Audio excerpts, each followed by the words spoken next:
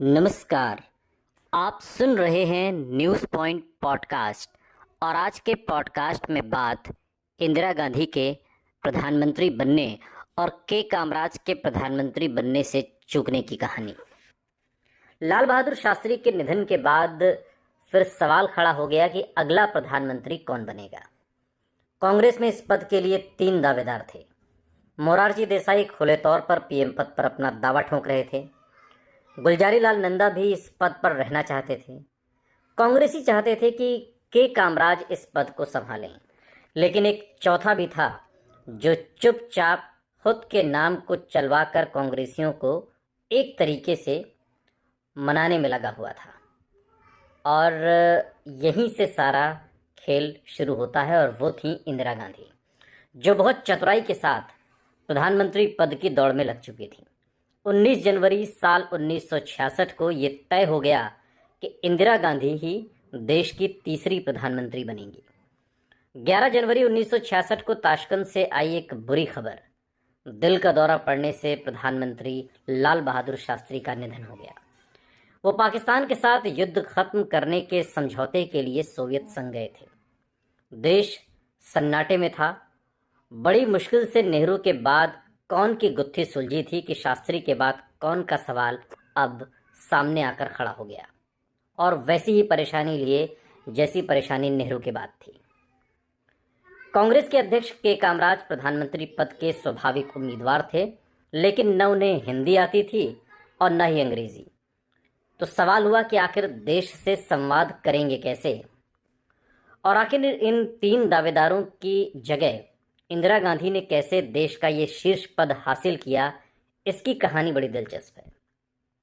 कांग्रेस के दिग्गज नेता और मध्य प्रदेश के तत्कालीन मुख्यमंत्री द्वारिका प्रसाद मिश्रा ने अपनी किताब the post Nehru era political memories में इस बारे में लिखा है। उन दिनों डीपी मिश्रा को भारतीय राजनीति का चाणक्य कहा जाता था। वो लिखते हैं कि शास्त्री जी के निधन के तुरंत बाद इंदिरा ने फ़ोन करके उन्हें जता दिया था कि वो प्रधानमंत्री बनना चाहती हैं। उन्होंने इसके लिए मिश्रा से मदद मांगी।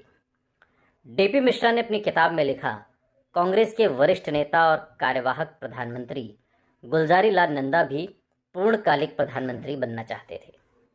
वो भी सबसे समर्थन मांग रहे थे, लेकिन सबसे मजबूत थे कामराज।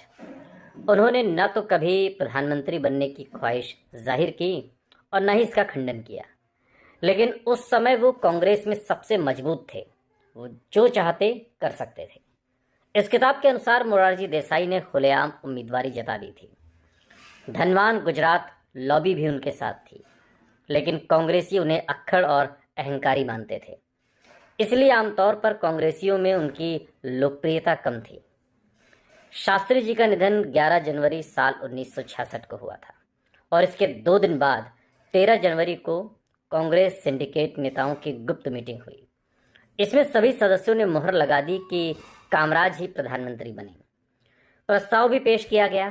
कामराज ने सबकी बातें सुनी, लेकिन मीटिंग के अंत में प्रधानमंत्री बनने से मना कर दिया। और उसकी वजह शायद ये थी कि न तो उन्हें हिंदी आती थी और न ही अंग्रेज़ी। भाषा पर ही बेहतर नियंत्रण था, और एक तरीके से जो तमिल बोली जाती थी तमिलनाडु में, आज भी बोली जाती है, उसके अलावा उन्हें हिंदी और अंग्रेज़ी ठीक से आती नहीं थी।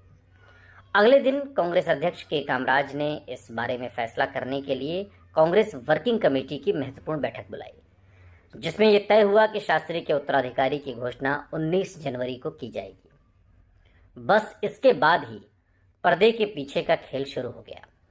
डीपी मिश्रा अपनी किताब में लिखते हैं कि उन्होंने कामराज को इंदिरा गांधी के नाम पर सहमत करने का काम किया। वो सहमत भी हो गए।